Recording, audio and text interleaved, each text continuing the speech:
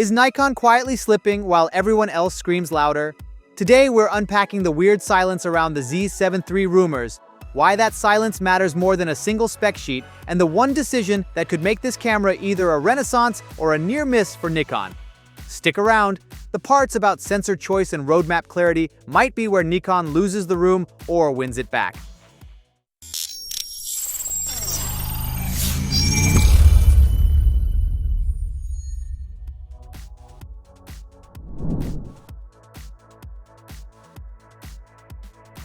Quick rewind. The Z7 in 2018 set Nikon's mirrorless tone. Beautiful color, high resolution, classic handling. The Z7 II polished that promise, then Nikon pivoted hard and smart with the Z8 and Z9. Those cameras rebuilt confidence, blazing performance, pro video chops, and a clear engineering voice. So the question now is simple. Why does the Z7 lineage, the family that should be Nikon's resolution flagship, feel like it's been put on the bench? Here's the uncomfortable truth. The Z7 II is on deep discount cycles, which usually signals a replacement is coming. But there is no Z7 III teaser, no leak parade, no roadmap hint from Nikon. Couple that with Nikon's partnership moves toward red and cinema tech, and some insiders think resources shifted away from a photo-first flagship. The risk isn't just missing specs, it's losing the photographers who want a pure stills tool while the market races toward hybrids that do everything. Okay, let's be concrete. If Nikon builds a Z7 III that matters, it must tick 3 boxes. 1. A modern high-resolution sensor. We're talking 61 megapixels minimum, with the possibility of a new 67 megapixel option if Nikon wants to leapfrog competitors. 2. Autofocus that borrows Z9 class AI subject recognition and tracking. Precision for portraits, birds, and sports is non-negotiable. 3. Noticeably better IBIS. Push beyond 5 stops, so handheld landscapes and low light work are practical. Add sensible video, polished 4K 120p, and 10-bit internal recording without trying to outdo the Z8. Wrap it in Nikon ergonomics, weather sealing, and a smart tilt screen, and you've got the camera photographers remember Nikon for. Sony's A7R line and Canon's high-resolution models aren't waiting. They already bundle IBIS, AI-driven autofocus, and hybrid abilities in one package. If Nikon delays or delivers a timid update, they don't lose to a single model, they lose an entire audience to ecosystems that feel more future-proof. Photographers vote with purchases and system confidence. Right now, Nikon's silence is costing trust, and trust is harder to win back than a spec race is to run. Is Nikon doomed? Absolutely not.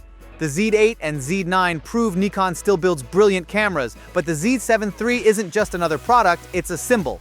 Make it bold, 61 to 67 megapixels, Z9 level autofocus, stronger IBIS, a fair price, and Nikon could reclaim the high-resolution crown. More importantly, start communicating. Even small updates, teasers, or clear roadmap signals would calm the market. Right now, the silence is the real problem. So tell me, what single feature would make you pre-order a Z7 III today? Drop it in the comments.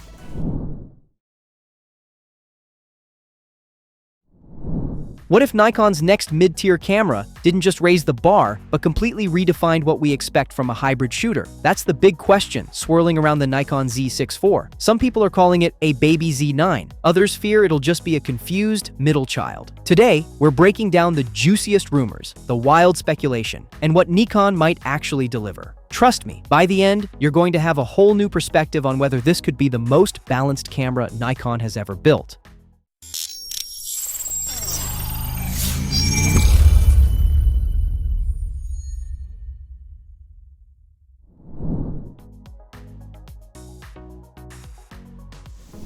Let's rewind for a second. The Z6 III already set a ridiculously high standard, a $2,500 body with a partially stacked 24-megapixel sensor, blazing burst rates up to 120 frames per second in crop mode, and legit video tools like 6K RAW recording.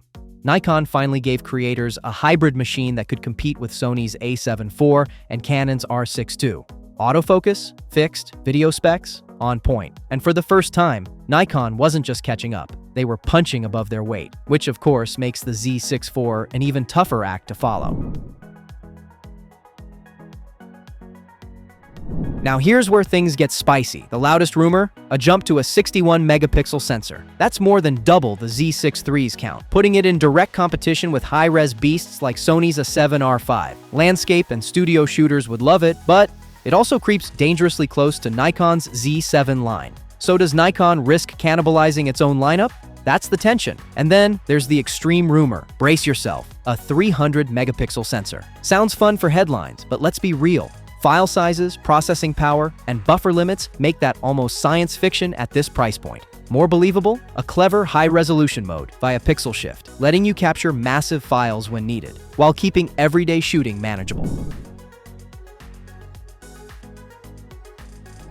On the video side, expectations are more grounded, and honestly, more exciting for creators. Think 4K at 60 frames per second with a full sensor readout, maybe 120 frames per second with a crop, and continued 10-bit internal recording. Combine that with Nikon's excellent in-body stabilization, rumored to hit 6 stops, and you've got a serious handheld filmmaking machine. For YouTubers, indie filmmakers, or wedding shooters, that flexibility could be a dream setup. The big question is, will Nikon go bold enough to push past the Z6 III without stepping too hard on the Z8's toes? Design-wise, don't expect a revolution. Rugged, weather-sealed, flippy screen. It's the formula that works. Maybe a sharper EVF, maybe refinements to ergonomics. Pricing? Likely $2,700 to $3,000, which makes it premium but still mid-tier. And this is where the community debates get heated. Some want a multi-directional tilt screen like the Z8. Others dream of dual CFX press slots. And a few purists even want a stills-only version. Real talk? Nikon's not ditching video in a hybrid body. It would be marketing suicide, keeping balance between speed and affordability. So here's the bottom line. The Nikon Z6 IV sits at a crossroads. On one side, you've got the legacy of the Z6 III, which already pushed mid-tier boundaries. On the other, you've got rumors of high megapixel sensors, stronger video chops, and subtle design tweaks. Nikon has to thread the needle between ambition and realism, making sure this camera feels like a big upgrade without stepping on the Z7 or Z8. Will it be the ultimate hybrid camera in its class? If Nikon nails the balance, absolutely. If not, it risks becoming that middle child again. What do you think? Should Nikon push for crazy resolution or double down on hybrid versatility? Drop your wish list in the comments. I'd love to hear where you stand. And if you found this breakdown useful, hit that like button, subscribe, and ring the bell so you don't miss the latest on the Z6 IV and beyond. Thanks for watching, and I'll catch you in the next one.